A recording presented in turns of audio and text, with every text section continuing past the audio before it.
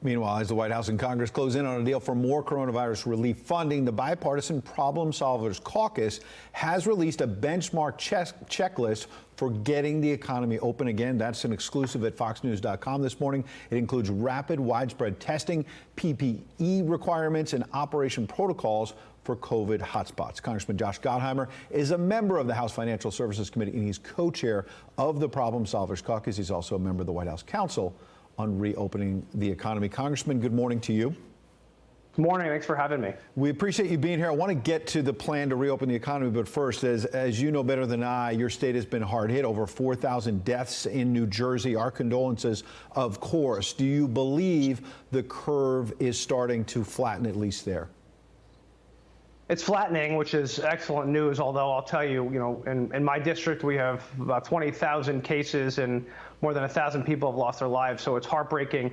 But we're still seeing those cases every day, even though it's flattened out. Obviously, an explosion in our nursing homes, long-term care facilities of cases and loss of life, which is just particularly heartbreaking. So, we still have a ways to go here, but we're making progress, and there's light at the end of the tunnel. Making progress, and as part of that progress, you are leading an effort, a bipartisan effort on Capitol Hill to get the economy reopened. Let's quickly get through that checklist. It includes rapid mass testing, PPE at hospital and schools as well, which you may want to touch on, real-time data so we know exactly what's happening, reopen businesses must adhere to social distancing, ramped up cleaning and sanitizing. We can't go into great detail about every single one, but one that really stands out to everybody is rapid mass testing. Pretty much every expert says we've got to about triple what we're doing right now. How do you do that with Democrats and Republicans fighting on practically everything these days? You've been struggling to get more money for small business loans, for example. How do you get a deal on rapid mass testing? Well, I think actually the good news is how much we are working together. Yeah, there's always a lot of noise, but we're going to get this package done. We're going to get more resources to small businesses and to hospitals. We're going to help people. On the testing front, that's an area where we really have to work together, I think, nationally to get that done.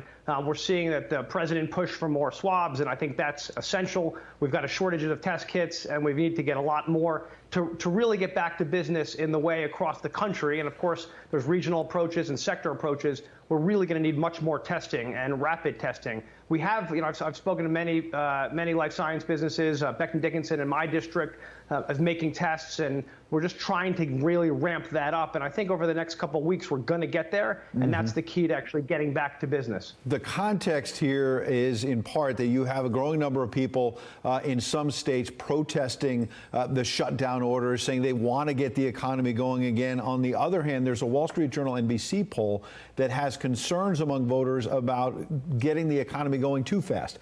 58% concerned about lifting restrictions too quickly. How do you balance all this out, sir? I understand that people have a lot of anxiety and are frustrated. I know we all are, and we all want to get back to our lives. But the key is to make sure we do it in a smart and healthy way. If we don't, and we go out too fast, we risk actually going backward and having another explosion of cases again, which I think would be devastating for our economy and obviously for the country. Our checklist is all about reopening and recovery to help people to help give some people at least a place to go where they say, okay, if we can meet these benchmarks, I'll feel more comfortable that we do open up. And that's exactly what this checklist is all about. We spoke to experts all in every field and developed this checklist to actually help people feel better about how we do this. You worked it out with Congressman Reed, a Republican from New York. You can find all the details at foxnews.com, as I mentioned. Congressman Gottheimer, appreciate you coming in. Thanks. And there's 50 members of the Problem Solvers Caucus, half Democrat, half Republican. So this is really bipartisan thinking. Thank you. We'll check it out.